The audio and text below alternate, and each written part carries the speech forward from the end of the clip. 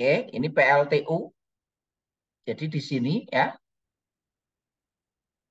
untuk PLTU ya tadi ya ada yang pertama itu ada air dipompa. Ini ada air di sini dipompa ya, masuk ke dalam boiler. Setelah masuk ke dalam boiler, nanti dimasak airnya ini. Bahan bakarnya nanti pakai uap ya, pakai batu bara. Setelah air dimasak menggunakan batu bara, air berubah menjadi uap ya. Uapnya mempunyai tekanan dan temperatur tertentu ya. Nanti uapnya dialirkan ke dalam pipa, nanti digunakan untuk memutar turbin. Kenapa kok turbin bisa berputar? Karena uapnya mempunyai tekanan dan mempunyai suhu yang tinggi ya. Sehingga nanti di sini turbin akan berputar. Turbinnya nanti ada dua ya, ada high pressure turbin yang diputar, nanti dikoppel dengan low pressure turbin ya. Nah, setelah itu nanti turbinnya dikoppel dengan mesin generator di sini. Nah, generatornya nanti akan menghasilkan listrik, listriknya dikirim ke sana ya, atau dipakai untuk panel kontrol. Nah, uap yang digunakan untuk memutar turbin selanjutnya uapnya akan berubah menjadi air ya. Caranya gimana ya? Didinginkan pakai kondenser. Setelah berubah jadi air, selanjutnya nanti air ini kembali dipompakan menuju ke boiler. Sisanya nanti dibuang ya. Nah, proses ini berlangsung secara terus-menerus. Sehingga nanti ya listrik yang dihasilkan itu selalu konstan ya, sesuai dengan kebutuhan dengan tegangan dan frekuensi yang konstan. Sampai di sini bisa dipahami semuanya, Bapak-Bapak sekalian? Ini PLTU ya. Nah, berikutnya adalah PLTGU. Nah, PLTGU itu ada dua pembangkit. Satu itu pembangkit listrik tenaga gas, ini ya, ini gasnya, ini turbin gasnya. Ini untuk pembakaran gasnya. Nah, ini nanti ya, listrik yang dihasilkan generator dikirim ke ini ya, masuk ke sana. Nah, sisa dari pembuangan gas itu ternyata masih mempunyai suhu yang tinggi. Nah, suhu yang tinggi ini digunakan untuk memanaskan air, sehingga nanti airnya berubah jadi uap. Uapnya nanti digunakan untuk mutar turbin uap dikoppel dengan generator, sehingga menghasilkan listrik. Ini adalah PLTU, ini adalah PLTU. Karena berada dalam satu lokasi, maka dikenal dengan istilah PLTU. Dalam bahasa Inggrisnya namanya adalah Heat Recovery Steam Generator. Ya, bisa dipahami ya Bapak-bapak sekalian. Ya, ini untuk PLTGU. Nah, berikutnya adalah ini PLT panas bumi atau geothermal. Ya. Nah, ini kalau kita lihat PLT panas bumi ya, ini siklusnya seperti ini ya, animasinya. Nah, ini. Jadi panas bumi diambil dari mana ya? Diambil dari dalam tanah. Jadi nanti membuat sumur, sumur produksi ya. Setelah nanti ketemu uap panasnya diambil di sini. Nanti uapnya dipisahkan antara uap dan air. Nah, uapnya nanti dialirkan menuju ke turbin untuk memutar turbin uap ya. Nah, setelah itu turbin dikoppel dengan mesin generator sehingga generator menghasilkan listrik. Nah, sedangkan uap yang digunakan untuk muter turbin didinginkan pakai kondenser seperti halnya pada PLTU. Setelah itu nanti di sini masuk ke menara pendingin. Nah, sebagian yang sudah jadi air nanti diinjeksi ke dalam lagi supaya menghasilkan uap ya. Nanti uap yang masih panas dikirimkan lagi nanti menuju ke sparator. Nah, proses ini berlangsung secara terus-menerus. Bisa dipahami sampai di sini, Bapak-bapak sekalian? Ini adalah untuk PLT panas bumi ya. Pembangkit listrik tenaga panas bumi ya. Nah, berikutnya ya, sekarang ini trennya adalah menggunakan pembangkit listrik yang renewable. Menggunakan listrik renewable. Apa saja listrik renewable ya? Ada PLT Bayu atau angin ya. Ini angin. Ada PLT Surya matahari ya. Ada tadi PLT panas bumi, ada PLT air mikrohidro, ada PLT ombak, ada PLT ocean thermal, ada biogas, ada PLT sampah. Nah, ini pembangkit listrik yang renewable. Tidak bergantung kepada minyak atau karbon ya Bapak-bapak sekalian. Sampai di sini bisa dipahami Bapak?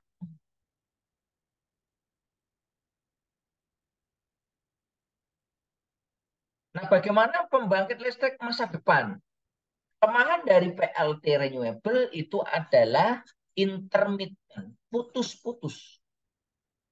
Maksudnya bagaimana? Ya, PLT Bayu itu hanya akan memproduksi pada saat angin kencang. Kalau pas anginnya sepoi-sepoi, ya, daun aja nggak mau berputar, apalagi turbin. Sehingga tidak akan menghasilkan listrik. Ya, PLTS itu hanya akan berproduksi pada siang hari, malam hari puasa listrik. Ya. PLT panas bumi tergantung pada panas bumi yang dihasilkan oleh alam. Ya. Kadang tinggi, kadang rendah. Demikian juga tenaga air. Tergantung musim. Musim hujan itu listriknya banyak, musim kemarau ya kecil ya. Bahkan bisa kekeringan ya nggak bisa menghasilkan listrik. Demikian juga untuk yang lainnya. Ini semua sifatnya tidak kontinu. Nah, maka muncul ya inovasi-inovasi dari para ilmuwan ya. Salah satunya yaitu adalah pembangkit listrik tenaga fusi hidrogen atau dikenal dengan istilah matahari buatan. Kenapa dikenal dengan pembangkit listrik matahari buatan? Karena prinsip kerjanya ini seperti matahari. Matahari prinsip kerjanya yaitu menggunakan reaksi fusi. Atom-atom hidrogen itu direaksi fusi sehingga menghasilkan gas helium. Nah, proses reaksi fusi ini menghasilkan energi yang luar biasa. Nah, ini yang sedang ditiru ya. Sudah dimulai ya tahun 2003 ya oleh Prancis ya. Kalau kita lihat ya videonya. So in 2003, France's tour Super. Jadi Prancis sudah memulai proyek ini tahun 2003. Seluruh ilmuwan di seluruh dunia ya kumpul di Prancis untuk mengembangkan pembangkit listrik tenaga fusi. Tokamak broke the world record for longest sustaining plasma by going for 6.5 minutes. Then, Nah, ini menggunakan plasma ya prinsipnya. Medan magnet ya yang sangat besar yang dikurung dalam plasma sehingga dia menghasilkan reaksi fusi. Atom hidrogen diubah menjadi helium. in 2016, South Korea's superconducting tokamak set a new record. Tahun 2003, Tor Supra yang dikembangkan Prancis itu hanya bisa bertahan 6,5 menit. Setelah itu reaktor tidak stabil, maka harus dimatikan. Sampai dengan sekarang perkembangannya tidak lebih dari 10 menit. Ya. Tahun For maintaining the 2016, highest ya, temperature plasma at Korea temperatures of mengembangkan 50 yang million. namanya Kastan. Nah, Kastar itu dia mampu million bertahan degrees ya Celsius for 70 70 detik dengan suhu mencapai 50 juta derajat Celcius ya. seconds. But then China's East reactor came along and broke the temperature record by over 2 times the temperature by maintaining 119 million degrees Celsius for 102 seconds. And now that same reactor has also broken the duration record, running in early 2022 for a duration of 17 minutes with a Nah, ini ya yang terbaru itu adalah reaktor yang dikembangkan oleh Cina, yaitu tokamak ya. Itu mampu bertahan selama 17 menit. Nah, ini kalau kita lihat perkembangannya ya, dari tahun 2003 itu 6,5 menit, tahun 2022 ini baru bisa bertahan 17 menit. Nah, padahal yang namanya pembangkit tenaga listrik itu digunakan 24 jam sehari. 365 hari setahun. Baru nanti dilakukan pemeliharaan. Maka untuk bisa mencapai nilai itu kira-kira perkiraan para ilmuwan tahun 2060 alat ini baru bisa diuji coba secara full ya. Jadi kita tunggu saja Bapak Ibu sampai dengan tahun berapa? 2060. Nah, sambil menunggu pembangkit listrik tenaga fusi hidrogen ya, sekarang dunia berlomba-lomba untuk mengembangkan renewable energy. Bentuknya apa? Bentuknya adalah solar cell seperti ini. Di mana-mana sudah mulai dikembangkan solar cell ya. Nah, termasuk nanti di Gunajaya monggo ya, apakah mau mengembangkan solar cell atau tidak ya.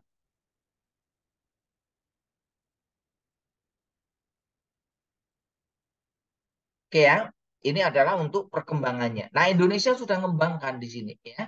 PLTS yaitu di Waduk Cirata, Jawa Barat. Ini beberapa perusahaan ya sudah banyak yang mengembangkan juga. Pertamina sudah mengembangkan ya. Perusahaan-perusahaan swasta juga banyak mengembangkan, PLN mengembangkan, Indosat mengembangkan, Telkom yang mengembangkan, pabrik pupuk, kemarin pabrik kelapa sawit ya. Itu juga banyak yang sudah mengembangkan tentang apa? PLTS. Pembangkit listrik tenaga surya. Nah, kalau di beberapa negara ini sudah PLTS-nya dikembangkannya di jalan ya, seperti ini.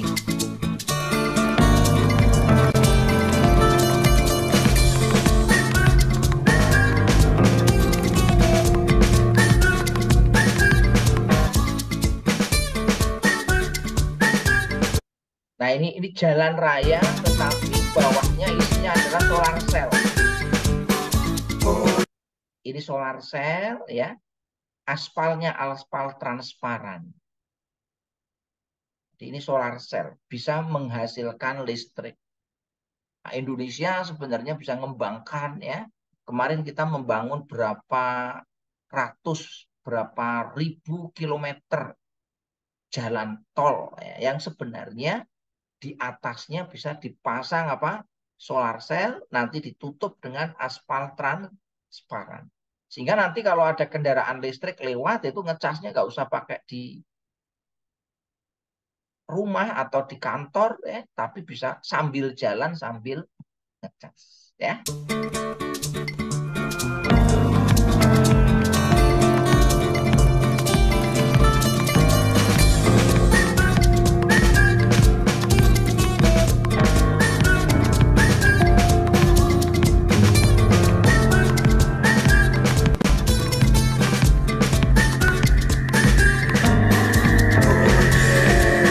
Ya, bapak-bapak sekalian ya, kita lanjut ya. Nah, udah.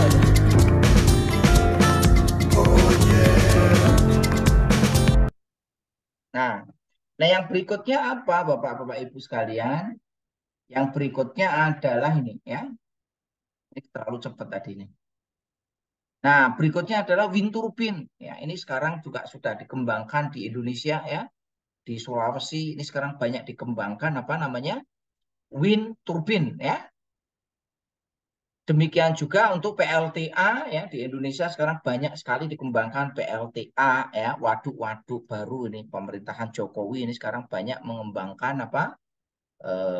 PLTA ya.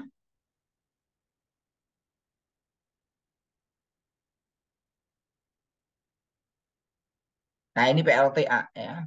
Prinsip kerja dari pembangkit listrik tenaga air. Nah, ya. Jadi nanti air itu dibendung ya. Kita buat bendungan di sini. Nanti air itu dialirkan lewat penstop.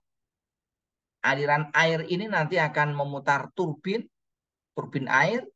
Turbin air nanti dikoppel dengan mesin generator. Sehingga nanti generator akan menghasilkan listrik ya. Nah, listriknya nanti kita pakai. Air yang digunakan ya langsung aja dibuang lagi ke sungai ya. Sehingga nanti proses ini tergantung dari debit air di sini. Kalau musim kemarau debit airnya turun ya nanti nggak bisa untuk mutar turbin ya. Ini terkait dengan BLT air ya. Nah, untuk mengatasi masalah tadi terkait dengan masalah intermittent ya, maka PLTA, PLT renewable membutuhkan teknologi storage. PLTS malam hari ya butuh penyimpanan. PLT Bayu butuh penyimpanan. Sehingga mau tidak mau ya butuh teknologi baterai, butuh ya sistem konversi dari listrik AC ke DC. Nah, kalau kita mau mengembangkan ini ya harus ada sistem untuk penyimpanan. Bisa dipahami semuanya Bapak-bapak sekalian?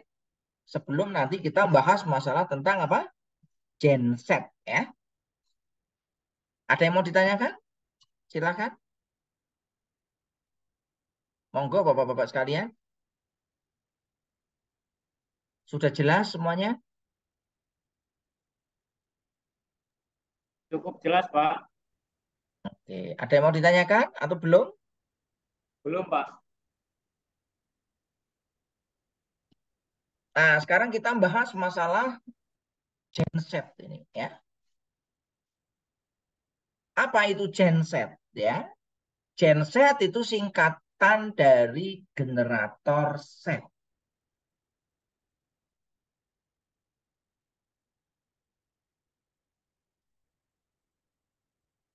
Nah, apa itu genset? Yaitu sebuah mesin ya, yang terdiri dari mesin generator dengan mesin penggerak mula yang disusun menjadi satu kesatuan. Yang tujuannya untuk menghasilkan energi listrik dengan besaran tertentu. Contoh misalkan genset itu yang kecil ya 500 VA ya. Naik menjadi 600, naik 1 kW, naik 3 kW, 5 kW, 7 kW dan seterusnya. Yang besar ya 500, 800, 1000, 1200, 1500, 2000, 2500, 5000 dan seterusnya sampai yang paling besar ya. Nah, genset digunakan untuk apa? Untuk satu daya listrik, untuk membangkitkan energi listrik. Nah, energi listrik genset ini bisa digunakan sebagai energi utama atau bisa digunakan untuk cadangan.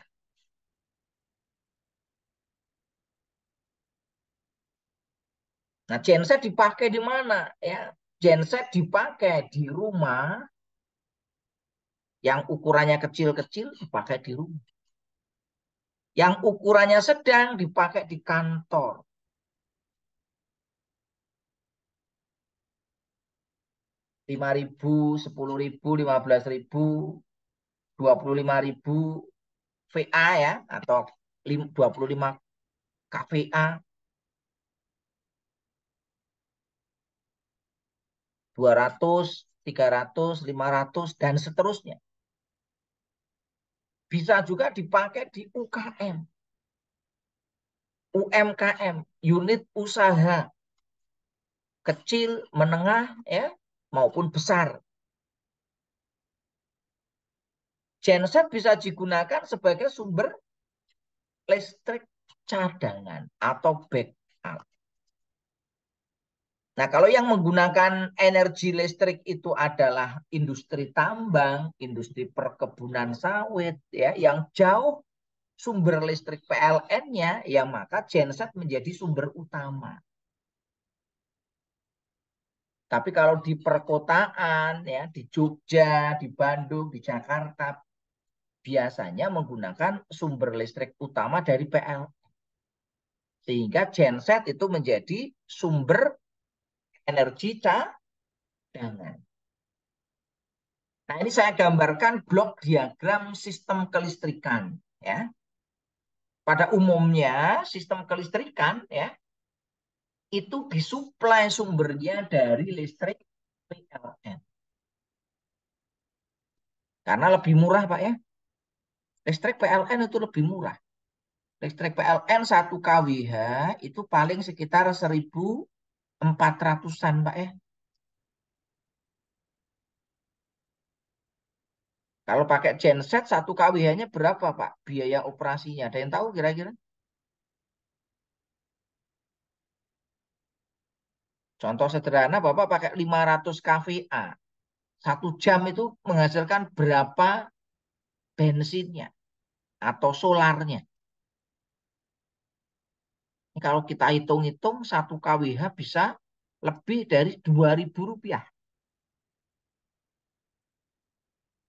Maka biasanya genset itu hanya digunakan untuk apa? Cadangan. Kecuali kalau yang memang listrik PLN ini masih belum masuk. Ya mau nggak mau ya kita harus pakai pembangkit sendiri. Pembangkit sendiri ya genset yang paling gampang. Bikin PLTU nggak mudah, ribet, Pak, ya. Bikin PLTG resikonya terlalu tinggi, bahaya. Bikin panas bumi belum tentu daerahnya support. Maka yang paling mudah ya pakainya genset.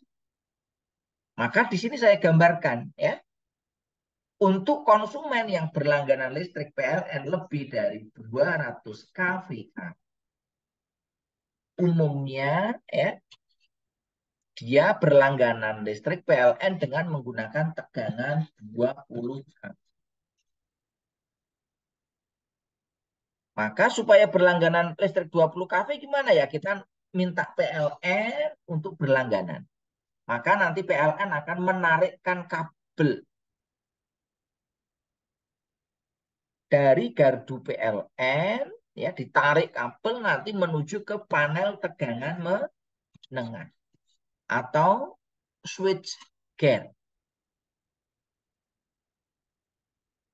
Nah, dari switch gear selanjutnya nanti ditarik kabel lagi. Switch gear itu nanti ada incoming, ada metering, ada outgoing. Nah, outgoingnya nanti ditarik kabel menuju ke trafo.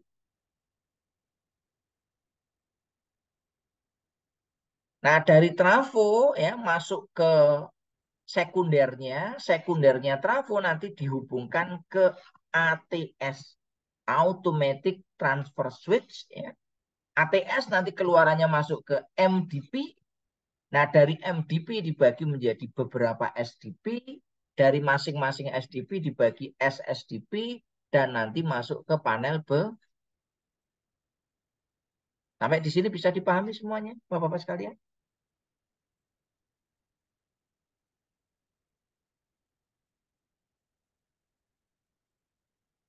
Ini adalah gambar block diagram. Orang engineering biasanya tidak berkaitan dengan blok diagram, lebih mudah belajar dengan gambar instalasi. Nah, ini namanya adalah gambar instalasi Ada gambar instalasi single line diagram, ada gambar wiring diagram.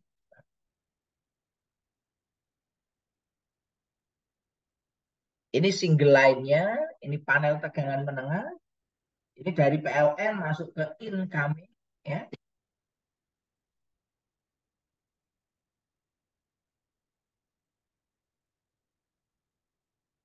Dari incoming nanti masuk ke metering, dari metering nanti masuk outgoing. Nah, keluaran dari panel outgoing tegangan menengah nanti selanjutnya menuju ke trafo. Dari trafo nanti selanjutnya menuju ke ATS. Dari ATS nanti masuk ke LVMDP. ATS juga disupport dengan genset melalui panel kontrol genset. Nah, berikutnya nanti dibagi menjadi beberapa SDP. Dari masing-masing SDP nanti dibagi ya bebannya RST, di mana di sini harus seimbang.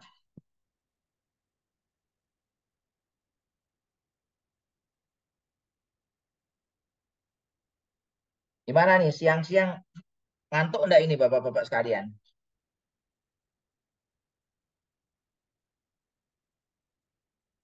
Silakan, ada yang mau ditanyakan atau didiskusikan ya. Nah, ini contoh ya, untuk gambar instalasi listrik tegangan menengah. Yang ini panel switchgear 20 kV.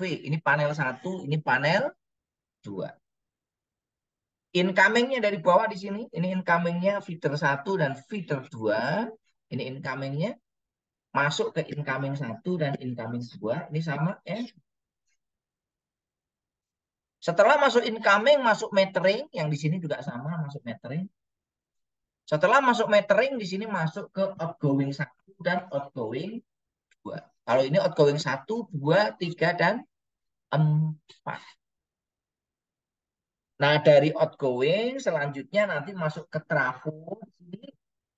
Dari trafo nanti tegangannya diturunkan masuk ke LVM.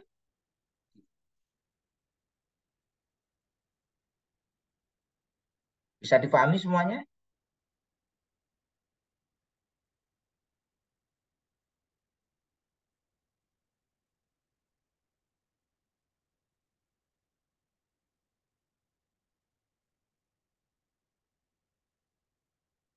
Ini Bapak-bapak sekalian.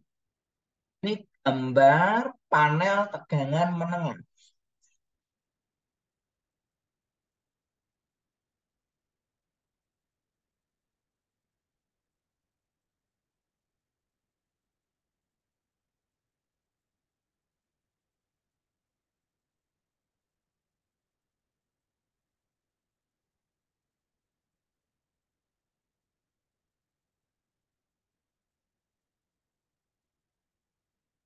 Paham ya, Bapak-bapak sekalian? Ya.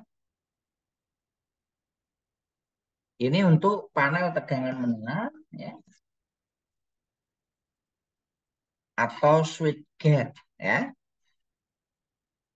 Nah, mungkin di sana tidak ada ya. Nah, ini untuk trafonya. Dari panel tegangan menengah tadi ya, outgoingnya nanti menuju ke trafo. Trafo itu seperti apa? Ini trafo ya, Pak ya.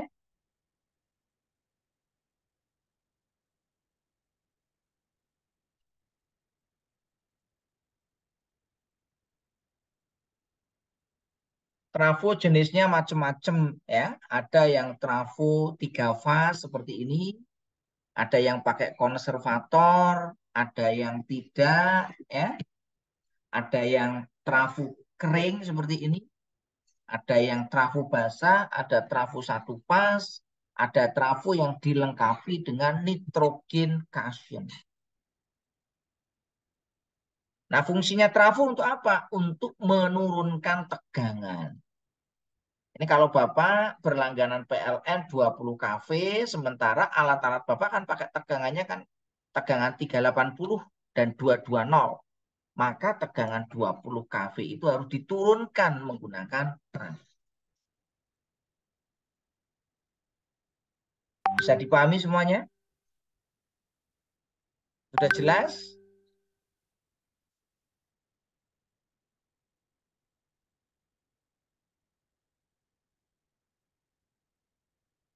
Nah, setiap trafo itu punya namanya nameplate ya. Ini nameplate-nya trafo. Ini nameplate trafo kalau saya perbesar seperti ini ya.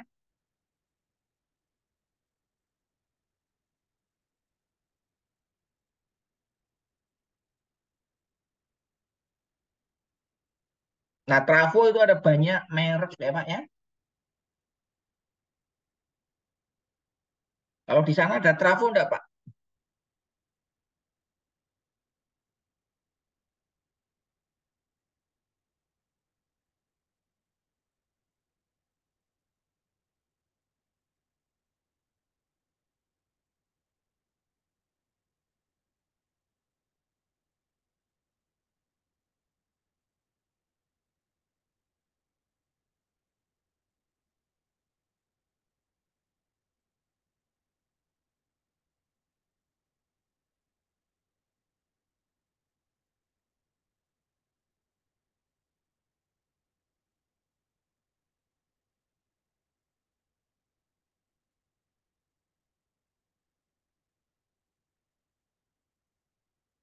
Nah, ini trafo ya. Ada nameplate-nya di sini. Nah, ini harus diperhatikan terkait dengan trafo. Karena kalau nanti ya pemasangannya tidak sesuai dengan ya nameplate ya, maka ini akan berbahaya. Ada risiko yang nanti bisa muncul. Ya. Nah, berikutnya ya di dalam sistem tenaga listrik tadi ada namanya panel ATS.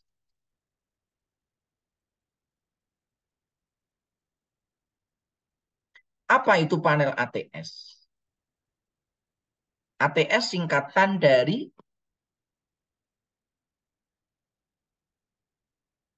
Automatic Transfer Switch ya. Apa itu automatic transfer switch? Yaitu rangkaian listrik yang berfungsi sebagai saklar otomatis untuk memindahkan sumber tenaga listrik jika terjadi pemadaman. Jadi kalau PLN itu sebagai sumber utama padam, maka ATS itu akan secara otomatis memindahkan sumber listrik dari PLN ke sumber lain. Nah, sumber lain apa? Ya genset ini.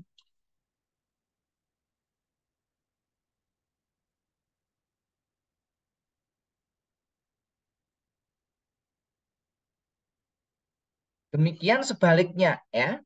Jika sumber utama PLN itu menyala lagi, ya, yang tadinya mati, sumber PLN mati, maka ATS akan memindahkan sumbernya dari PLN menuju ke genset. Kalau nanti gensetnya nyala, terus PLN-nya nyala lagi, maka ATS akan secara otomatis ya mematikan gensetnya dan akan memindahkan ke sumber utama lagi. Bisa dipahami semuanya? Nah, ini contoh ya panel ATS, Automatic Transfer.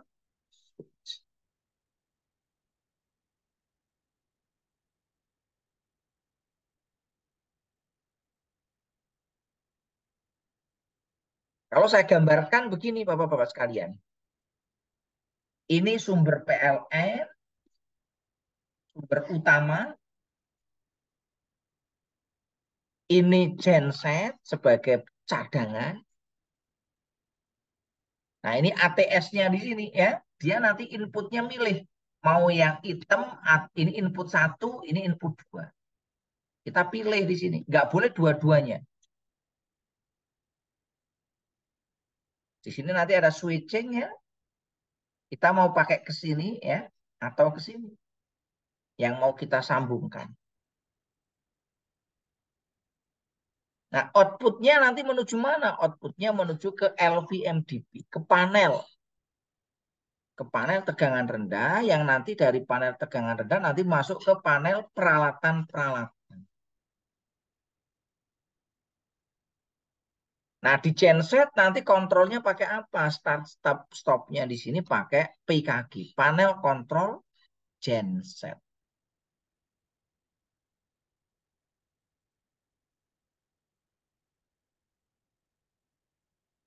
Ini contoh gambar genset aja, Pak ya. Ini gensetnya yang tipe tertentu ya, tergantung. Kalau di sana mereknya apa ya. Nah, kalau kita lihat ya panel kontrol genset seperti apa? Gambar kontrol rangkaian ATS. Ini sumber satu tadi, ini sumber dua. Maka nanti ya kita tinggal pilih ya. Mau kita beban ini mau disuplai kemana? Apakah dari atau dari sisi. Nah, ini nanti ada kontrol panelnya ya. Kontrol panel genset bisa pakai berbagai macam merek ya. Ada pakai Dipsy, ada pakai Woodward, ada pakai EasyCam, ada pakai macam-macam ya.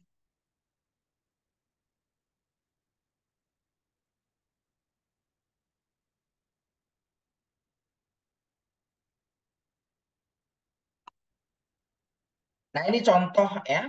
Ini lemarinya seperti ini. Ini sumber dari genset. Ini sumber dari trafo PLN. Nah, ini keluarannya ini atau outgoing. Nah, outgoingnya menuju kemana? Menuju ke beban ya.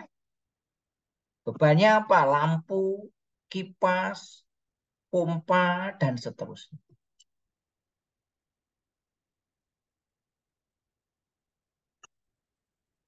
Jadi nanti ada incoming-nya, ada outgoing-nya, ya, ada metering-nya dan lain sebagainya.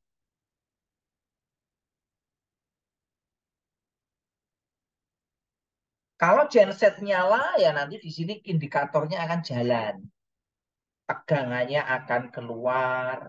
Kalau nanti gensetnya dihubungkan ke beban, arusnya nanti akan muncul.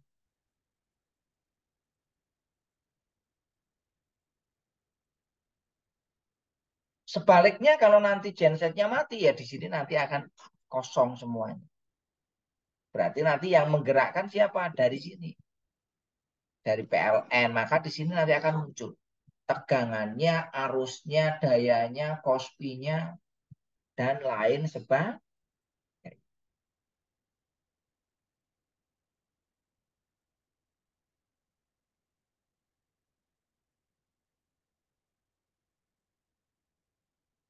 Nah, ini adalah wiring diagram untuk panel ATS. ATS itu kan sebenarnya hanya untuk switching aja nih. Ini sumber PLN, ini sumber genset. Nah, mindahkannya pakai apa? Pakai magnetic contactor. Nah, ini nanti keluarannya di sini menuju ke beban.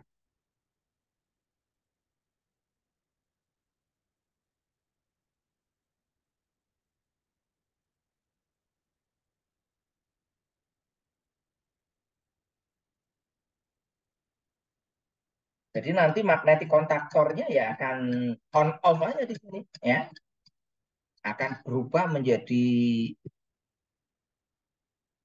normally open dan normally close.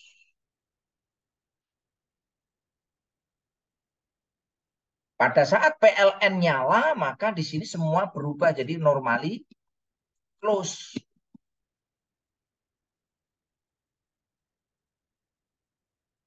Pada saat nanti PLN-nya mati, ini menjadi normally open.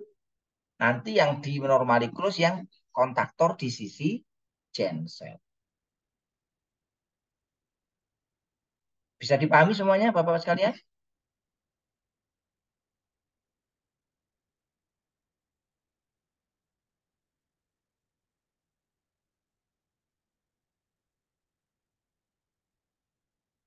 Ini wiring diagram untuk panel ATS pada sistem tenaga listrik yang sumbernya dari PLN dan genset.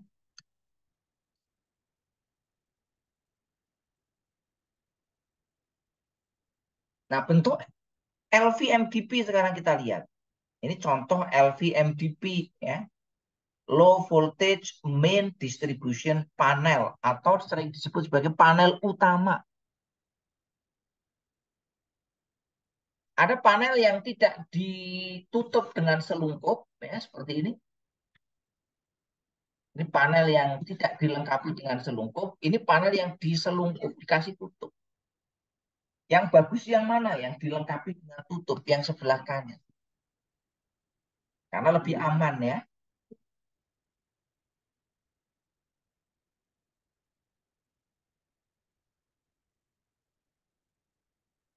Sehingga nanti di sana dicek apakah panelnya sudah dilengkapi dengan selungkup atau belum ya.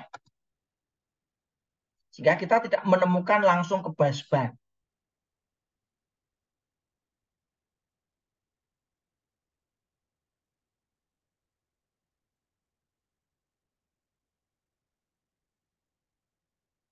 Nah, sekarang kita bahas tentang dasar hukumnya. Dasar hukum pengoperasian genset ya, maka kita harus mengacu pada yang pertama Undang-Undang Nomor 1 Tahun 1970 tentang K3. Tadi udah kita bahas ya dasar hukumnya di situ. Yang kedua Undang-Undang Nomor 20 Tahun 2022.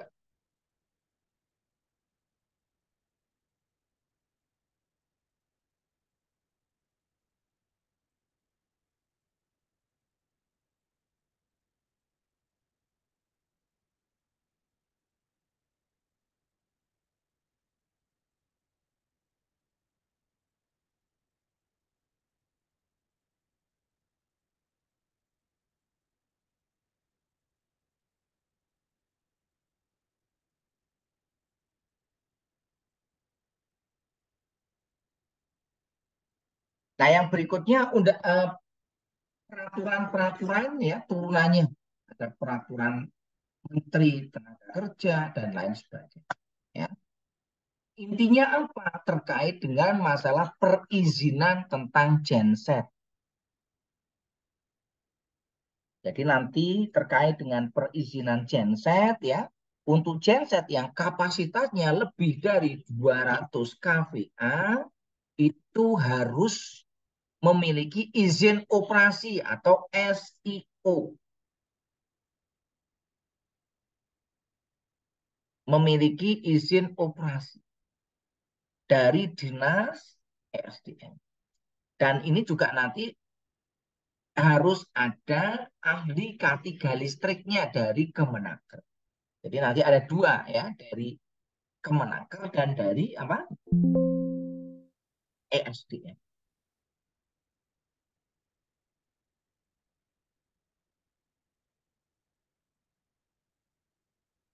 Nah, sekarang kita bahas ya terkait dengan produk-produk genset ya.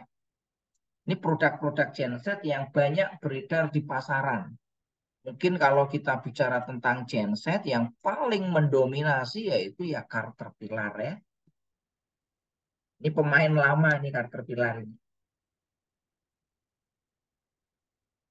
Kalau di sana mereknya apa, Bapak-bapak sekalian?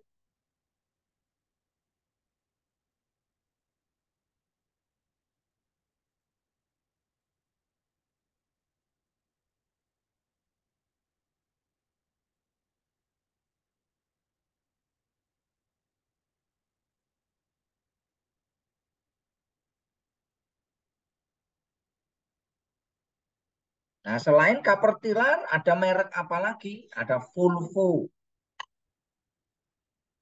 Ini Eropa. Kalau Caterpillar, Amerika.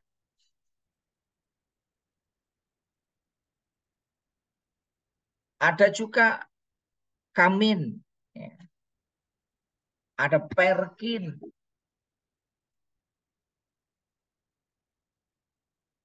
Ada produk Jepang, Mitsubishi, ya. Ini juga cukup populer, Mitsubishi. Perkin banyak juga yang menggunakan, Kamin banyak juga. Ini yang paling banyak mungkin di sini ya, Caterpillar, Kamin, Perkin, Mitsubishi. Kalau Volvo nggak terlalu banyak, ya Scania juga nggak terlalu banyak, ya. Yang berikutnya Kubota, ini Kubota yang kecil-kecil ini banyak sekali, terutama perusahaan-perusahaan Jepang ya. SDEC, ada On-Site Energy, Photon, MAN. Kalau yang produk Korea, ini ada Hyosung atau Daewoo.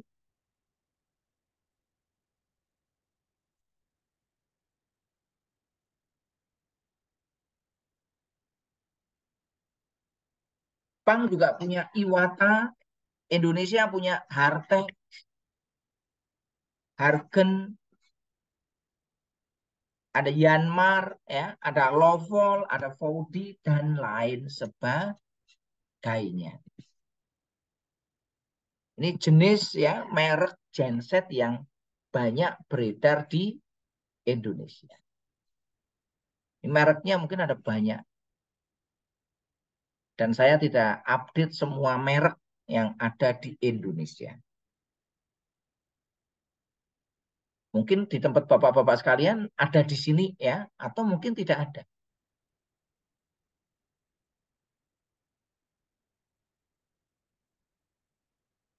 Nah, sekarang kita lihat ya, genset itu dalamnya seperti apa? Bahayanya apa saja di sini ya? Kenapa di sini ada potensi bahaya? Nah, ternyata di sini genset itu bagiannya yang pertama ada mesin dieselnya di sini. Mesin diesel ya mesin bensin seperti kendaraan ya.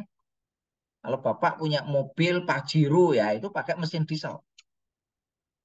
Atau mobil Fortuner.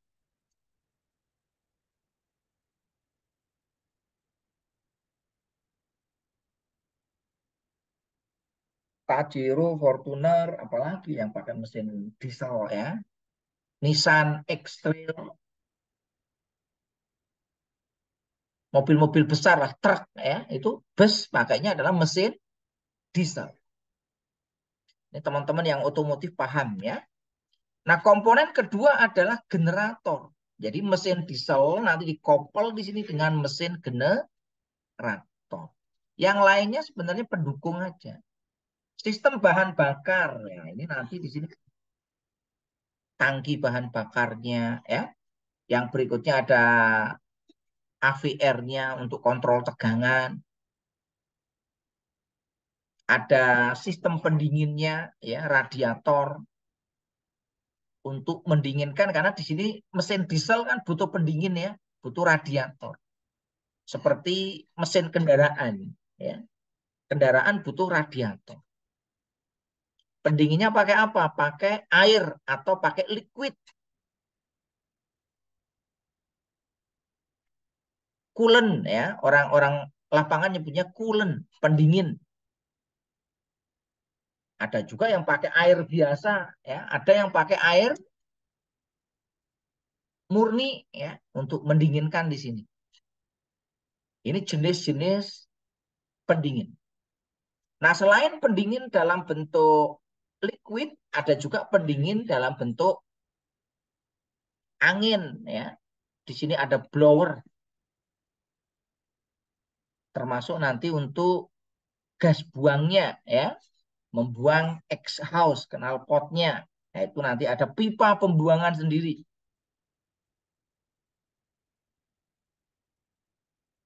Ada sistem lubrikasi, pelumasan. Karena rotating mesin ya mesti ada pelumas. Mesin diesel ya butuh pelumas. Kalau mesin generator tidak butuh pelumas. Ada sistem pengapian untuk baterai. Ya, baterai di sini digunakan untuk starting. Genset-genset masa kini hampir semuanya startingnya menggunakan baterai. Kalau zaman dulu ada yang menggunakan startingnya pakai apa? Pakai udara bertekanan. Sehingga membutuhkan kompresor. Kalau sekarang ribet ya, mau nyalakan genset pakai udara bertekanan, ya berarti butuh listrik lagi, repot ya.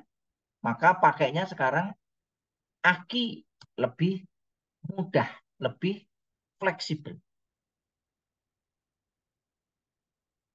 Berikutnya ada panel kontrol di sini dan ada frame-nya. Sampai di sini bisa dipahami semuanya, Bapak-bapak sekalian?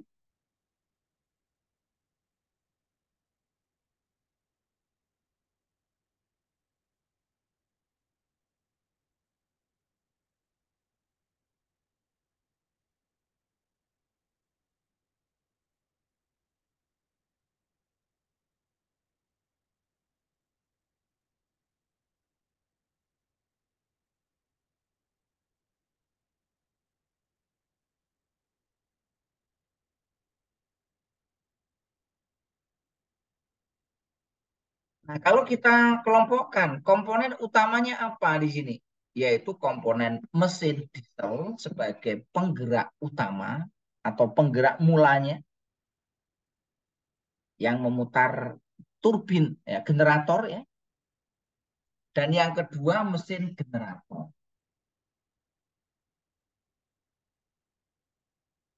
Kalau yang genset berukuran kecil tidak pakai mesin diesel tapi pakainya mesin bensin.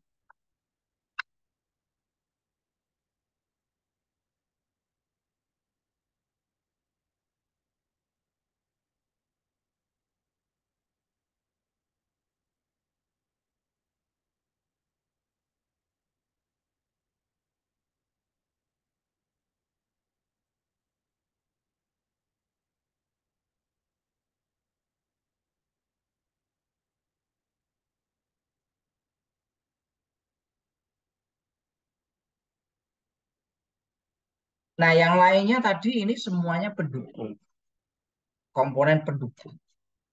Jadi ini yang utama, yang lainnya pendukung ya.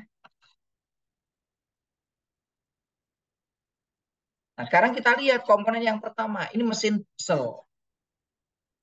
Mesin dieselnya, mesin kendaraan hampir sama ya.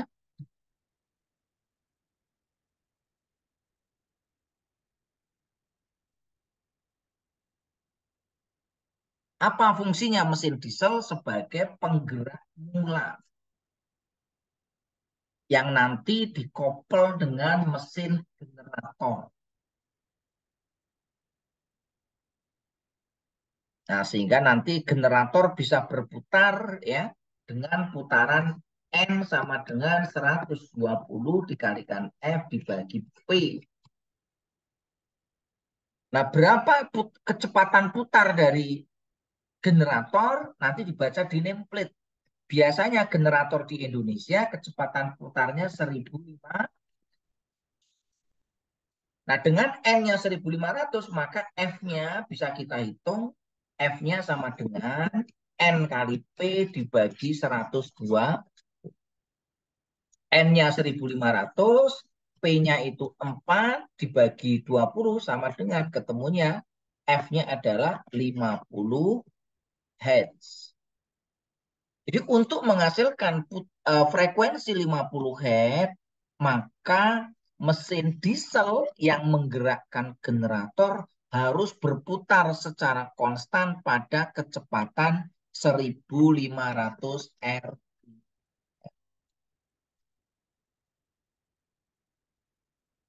Kalau tidak bagaimana? Kalau kecepatannya itu turun, berarti nanti frekuensinya turun. Kalau kecepatannya bertambah, overspeed, ya nanti frekuensinya naik. Nah, ini yang nanti harus diproteksi kalau terjadi overspeed, ya, karena berbahaya. Ya.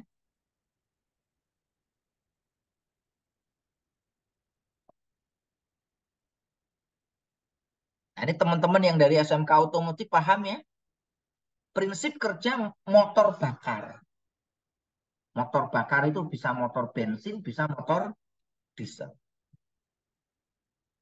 Nah, teknologi yang sekarang digunakan adalah teknologi 4 stroke ya, atau 4 tak, 4 langkah. Langkah pertama adalah intake atau hisap. Langkah yang kedua adalah kompres atau tekan. Langkah yang ketiga adalah power atau bakar. Dan langkah yang keempat adalah exhaust atau buang.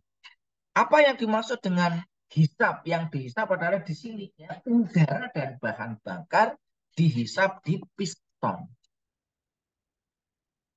Setelah dihisap, nanti selanjutnya dikompres di sini. Setelah diproses, nanti ada pembakaran melalui busi. Setelah nanti dibakar melalui busi, nanti akan menghasilkan tenaga. Selanjutnya nanti dibuang melalui knalpot. Nah, proses ini berlangsung secara terus-menerus. Bisa dipahami Bapak Ibu sekalian? Terkait dengan prinsip kerja mesin diesel 4 tak.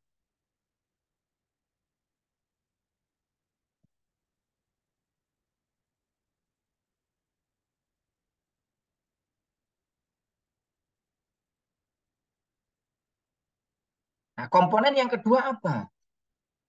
Komponen yang kedua adalah generator. Generator itu adalah mesin listrik ya. Kalau mesin listrik yang digunakan di pompa air itu namanya motor listrik. Nah, kalau yang digunakan di genset namanya generator listrik. Nah, generator fungsinya mengubah energi gerak, yaitu energi putaran dari mesin diesel menjadi energi listrik.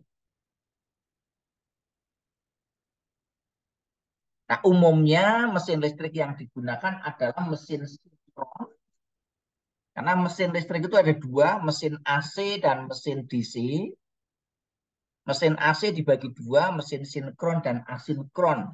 Sedangkan mesin DC nanti ada yang brush dan brushless.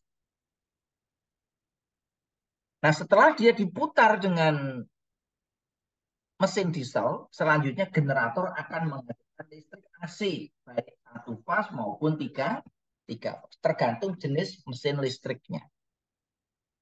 Nah, ini kalau kita lihat ya, ini mesin listrik itu pembagiannya ada mesin AC dan mesin DC. Mesin AC dibagi dua, yaitu mesin sinkron dan mesin asinkron. Nah, mesin sinkron ini banyak digunakan untuk, kalau generatornya untuk generator ya, kalau motornya banyak dipakai untuk motor sepeda motor listrik maupun mobil listrik. Mobil listrik, kereta listrik ya, MRT, KRL dan lain sebagainya itu pakainya motor sinkron ya.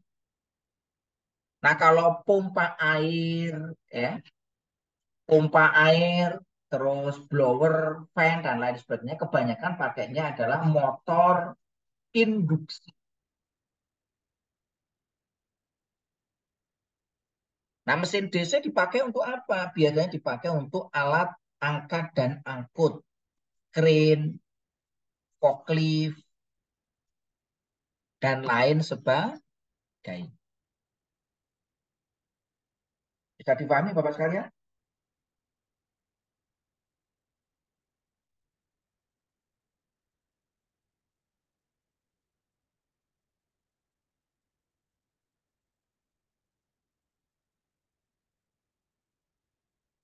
Nah, ini kita bisa lihat. Ini adalah mesin generatornya, Bapak ya. Ini mesin generatornya, ini mesin dieselnya. Ini dikoppel. Dikoppel seperti ini.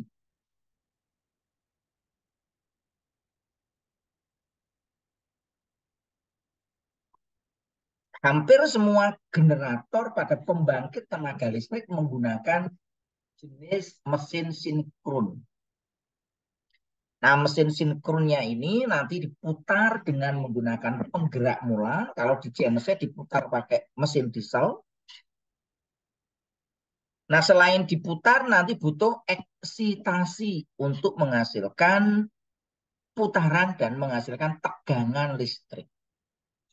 Jadi kalau Bapak Ibu di sana genset ini tidak mengeluarkan tegangan, maka ya dapat dipastikan itu eksitasinya bermasalah. Kalau tegangannya naik turun, itu dapat dipastikan AVR-nya yang trouble. Kalau frekuensinya nggak bisa stabil, naik turun, itu bisa dipastikan speed control-nya itu yang bermasalah.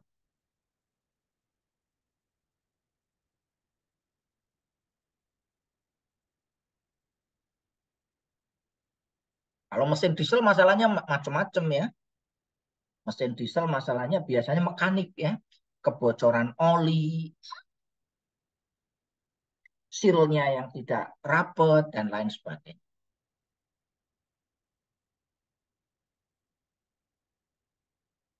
Oke ya, ini terkait dengan mesin generator. Mungkin nggak saya bahas secara detail mesin generatornya ya.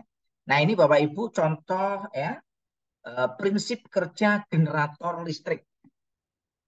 Saya share lagi aja biar lengkap.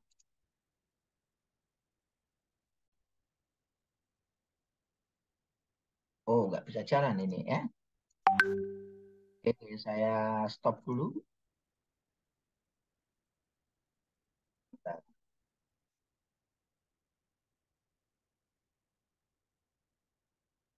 Saya tambahkan yang baru ini.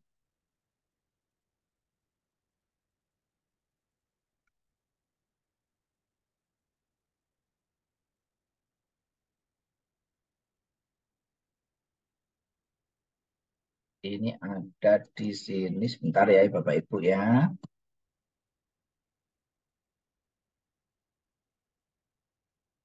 Ini linknya macet jadi nggak bisa dijalanin.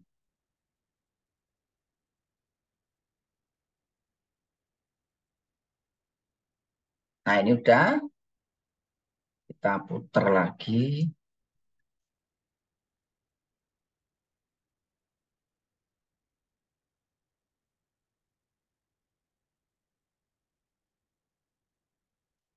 Ya, kita share.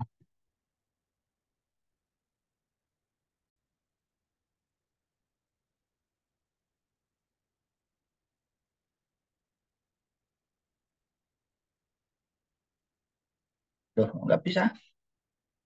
Alternators are the workhorse of the power generation industry. It is capable to generate AC power at a specified frequency. It is also called a synchronous generator. Electricity is produced in alternators by electromagnetic induction. To generate electricity in a coil, either the coil should rotate with respect to magnetic field, or a magnetic field should rotate with respect to the coil.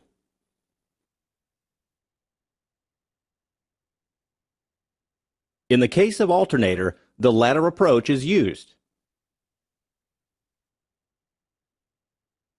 Rotor and armature coils are the two main parts of an alternator. Rotor produces a rotating magnetic flux. Armature coils are stationary, and rotating magnetic flux associated with the rotor induces electricity in the armature coils. This kind of rotor shown here is known as salient pole rotor. For gaining better insight of its working, let's consider a rotor with just 4 poles. Rotor coils are excited with a DC power source. Magnetic field produced around it would be as shown. The rotor is made to rotate by a prime mover. This makes the rotor flux also rotate along with it at the same speed. Such revolving magnetic flux now intersects armature coils, which is fitted around the rotor. This will generate an alternating EMF across the winding. Here is a slowed-down version of rotor-stator interaction. For this 4-pole system, when the rotor turns half revolution, Induced EMF takes one complete cycle. It can be easily established that frequency of induced EMF, rotor speed, and number of poles are connected through following relationship. It is clear that frequency of electricity produced is synchronized with mechanical rotational speed. For producing three-phase AC current, two more such armature coils, which are in 120-degree phase difference with the first, is put into the stator winding. Generally, one end of these three coils are star-connected, and three-phase electricity is drawn from the other ends.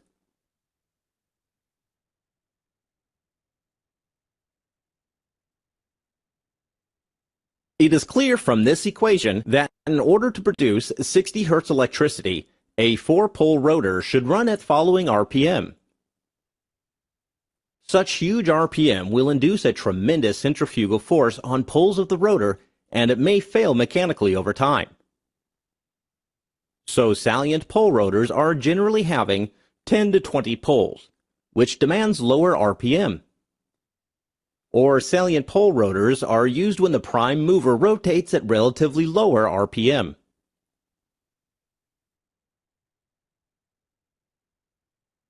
Pole core is used to effectively transfer magnetic flux, and they are made with fairly thick steel lamina. Such insulated lamina reduces energy loss due to eddy current formation. Armature winding of three-phase 12-pole system is shown here. A stator core is used to enhance magnetic flux transfer. DC current is supplied to rotor via a pair of slip rings. DC current is supplied either from an external source or from a small DC generator which is fitted on the same prime mover. Such alternators are called self-excited.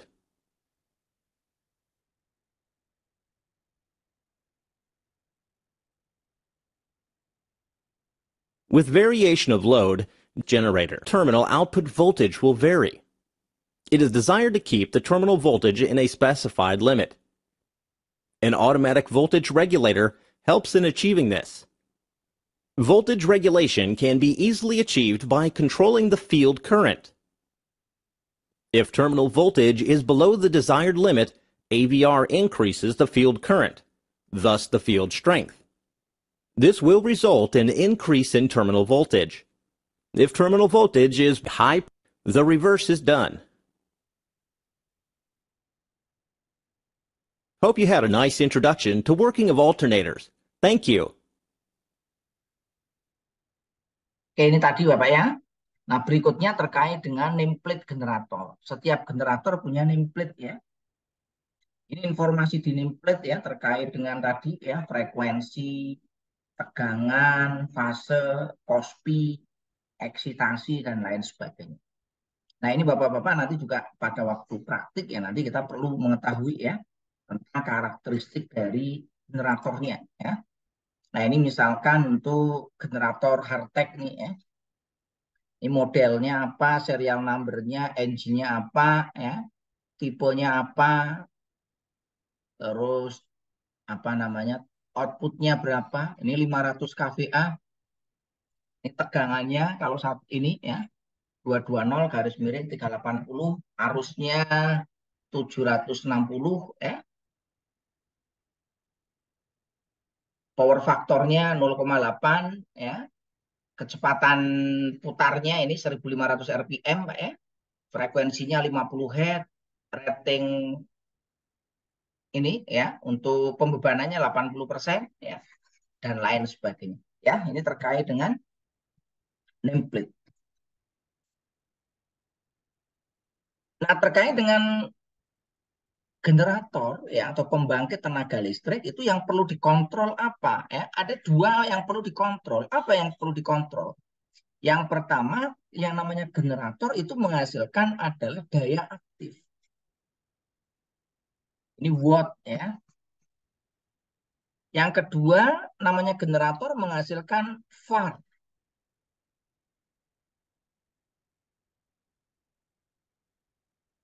Paham nggak maksud saya ini ya?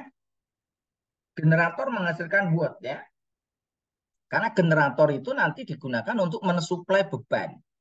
Misalkan genset digunakan untuk menggerakkan motor listrik. Nah, motor listrik itu ada daya yang sifatnya watt dan ada daya yang sifatnya var. Maka dua-duanya ini harus dibangkitkan oleh generator. Syaratnya apa? Syaratnya adalah tegangannya konstan. Ini tegangan. Tidak boleh tegangannya itu berubah-ubah ya. Yang kedua, frekuensinya juga konstan. Frekuensinya 50 Hz. Tegangannya ya, kalau 3 fase 380. Ini tidak boleh berubah. Ya kalaupun berubah tadi drop maksimal 10%. Naik maksimal 5%. Dan waktunya tidak boleh terlalu lama. Karena bahaya ya. Nah, oleh karena itu untuk mengatur tegangan dan var ini dibutuhkan komponen yang namanya AVR, Automatic Voltage Regulator. Apa yang dikontrol oleh AVR yaitu arus eksitasi. Jadi kalau tegangan kok nggak bisa dikontrol, ya, naik turun, kemungkinan besar AVR-nya ini perlu dicek ya. Demikian juga kalau frekuensinya naik turun, ya mestinya nanti yang dicek adalah governor. Governor itu adalah speed control. Speed control yang ada di mesin dieselnya nanti kita cek. Kenapa di sini ya frekuensinya tidak stabil? Berarti dia naik turun. Apakah buka tutup bahan bakarnya ini sudah seret atau bagaimana ya? Atau nggak mau kembali ya? Nah ini nanti harus dilakukan pengendalian. Nah ini komponen ini yang paling penting ya. Yang namanya daya dalam bentuk watt, yaitu nanti harus dibatasi. Karena setiap pembangkit ya, genset itu punya kemampuan untuk menghasilkan daya watt dan daya var. Nah di sini, ini dibatasi kurva capability.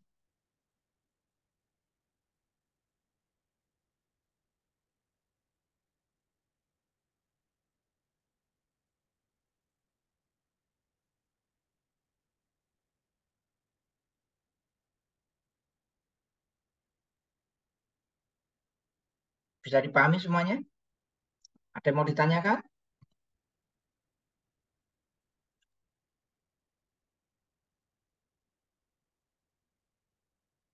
Nah, berikutnya untuk mengatasi masalah ya terkait dengan masalah-masalah yang bisa muncul di genset ya. Maka genset itu perlu dilengkapi dengan peralatan proteksi. Ini kalau tidak dilengkapi dengan proteksi ini bahaya ya.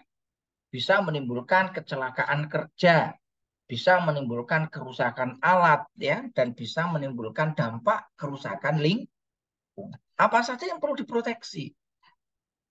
Kalau di mesin dieselnya yang diproteksi yang pertama low oil pressure. Kalau tekanan oli ini lepas ya Mas ya, yang dari sana Mas Tony? Oh masuk lagi, oke ya. Iya, iya Pak. Tadi putus ya yang dari sana ya. Iya Pak, jaringannya susah Pak. Oke ya enggak apa-apa. Baik Pak. Oke, yang pertama diproteksi apa? Low oil pressure. Jadi tekanan olinya pada mesin diesel. Kalau tekanan oli itu terlalu rendah, maka oli nggak bisa menyebar ke sela-sela mesin. Sehingga yang namanya rotating mesin, olinya itu nggak bisa masuk, ya maka dia nanti akan terjadi apa? Gesekan. Sehingga nanti komponen-komponen mesin diesel bisa cepat aus. Nah ini berbahaya karena gesekan menimbulkan panas.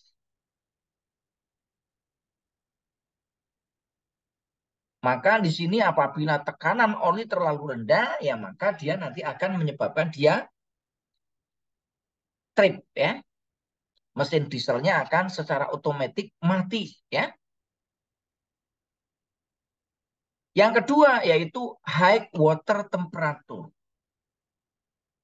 Ini menandakan apa? High water temperature berarti ini mesin diesel terlalu panas. Mesin bagian pendingin, ya, atau radiator pada mesin diesel itu tidak mampu mendinginkan panas yang muncul pada mesin diesel. Ini kalau di kendaraan ya over temperatur, Pak, ya. Maka ini bahaya. Kalau dibiarkan ya ini bisa rontok nih mesinnya. Maka harus diproteksi dengan menggunakan high water temperature.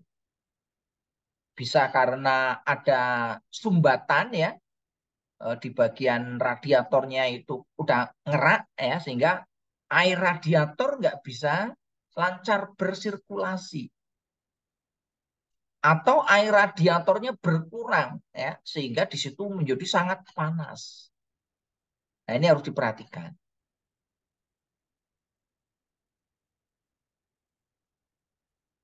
Yang ketiga, high oil temperature. Kalau temperatur oli terlalu tinggi, maka oli akan menjadi encer.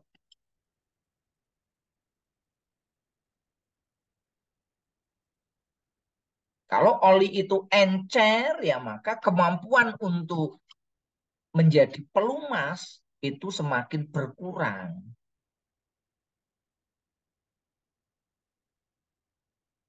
Maka ini bisa membahayakan pada mesin dieselnya, ya. Nah, yang keempat apa? Overspeed, terjadi kenaikan kecepatan yang berlebihan. Jadi nanti kecepatannya melebihi dari apa? N melebihi dari 1.500. Nanti ada batas toleransinya berapa? Atau sebaliknya, underspeed, N kurang dari 1.500.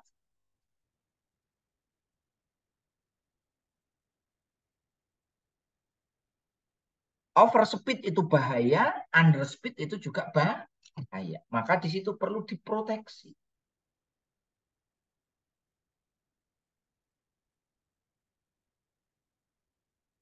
Nah, yang kelima adalah low voltage battery, ya. Tegangan baterai terlalu rendah. Nah, untuk proteksi ini kan tergantung pada merek gensetnya, ya. Tidak semua genset dilengkapi dengan proteksi yang lengkap, ya. Seperti bapak-bapak beli mobil kan. Kalau mobil standar paling ya airbagnya cuma supir doang sama sebelahnya, Pak, ya. Itu kalau mobil yang standar. Kalau mobil untuk yang kelas high class, ya, airbagnya ya semuanya airbag, ya.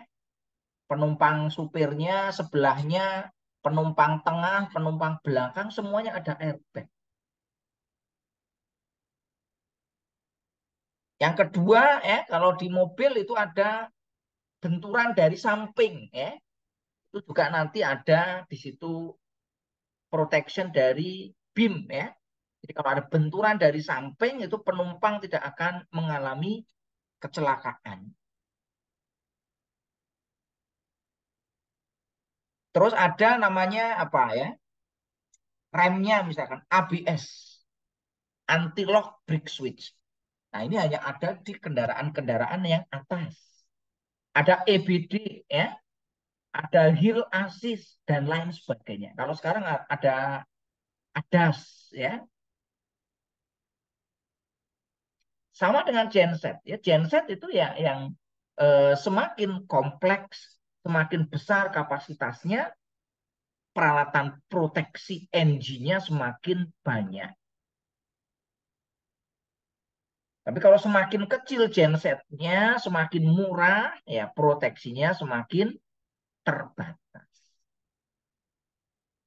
Bisa dipahami semuanya, Bapak sekalian?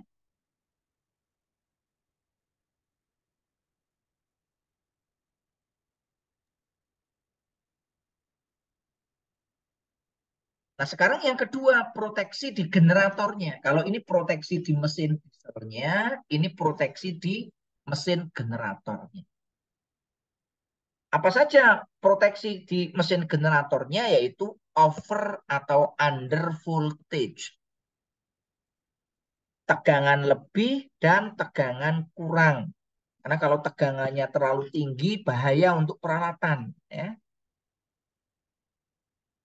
Harusnya tegangannya 380, dia menghasilkan tegangan 450. Wah, ini bisa jebol ini peralatan Bapak kan. Motor bisa langsung terbakar. Lampu bisa langsung putus ya. Maka harus diproteksi. Demikian juga kalau under voltage. Nah, tadi batasnya berapa? Naik itu 5%, turun itu 10%. Kalau di atas, di luar ring ini, maka ini harus kerja pengamannya. Supaya apa? Supaya peralatan tidak rusak. Yang kedua, under over frekuensi. Ini frekuensinya turun sampai batas yang terlalu rendah atau naik terlalu tinggi. Nah, ini harus diputus. Kalau enggak nanti bisa merusak. Yang ketiga, overcurrent. Overcurrent itu ya hubung singkat. Terjadi hubung singkat, ya maka ini harus diproteksi. Kalau ada hubung singkat, ya nanti generator agar tidak rusak. Karena hubung singkat arusnya sangat besar. I-nya itu bisa unlimited, Pak ya. Bisa mencapai puluhan kilo ampere. Maka bahaya. Yang keempat adalah overload. Nah, biasanya tadi ya, genset itu dibebani pada daerah kurva capability. Begitu nanti dia masuk ke daerah yang di luar, maka harus ada pengaman overload. Ya. Kalau enggak gimana ya, genset akan panas. Karena bebannya berlebih. Yang berikutnya over temperatur. Ini over temperatur, temperaturnya naik ya. Maka kalau temperaturnya naik, ini bisa merusak isolasi dari belitan generator.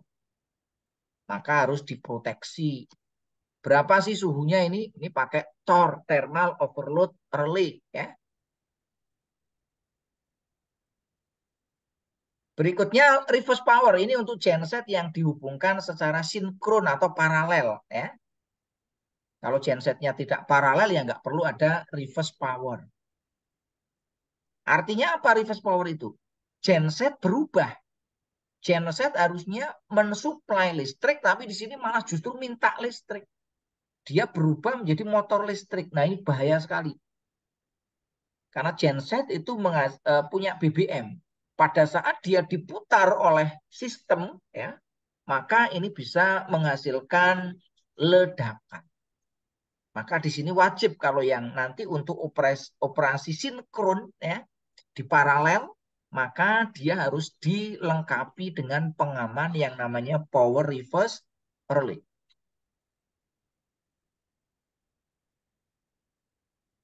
Yang nomor 7 yaitu unbalanced voltage. Dia akan melindungi generator apabila menghasilkan tegangan yang tidak seimbang. Karena tegangan yang tidak seimbang itu akan menyebabkan panas berlebih pada belitan genset. Nah, panas ini bisa menyebabkan terjadinya apa? Rusaknya isolasi yang bisa menyebabkan terjadinya short circuit dan memicu terjadinya ledakan. Maka di sini harus dilengkapi dengan unbalanced voltage. Nah, berikutnya unbalanced current. Kalau tadi tegangannya yang tidak seimbang, sekarang arusnya atau bebannya, ya. Dan yang terakhir itu adalah untuk proteksi terhadap gangguan tanah atau earthquake. Bisa dipahami semuanya, Bapak sekalian?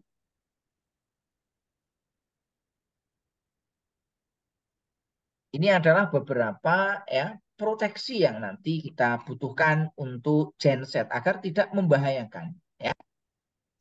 Ada yang mau ditanyakan? Silakan.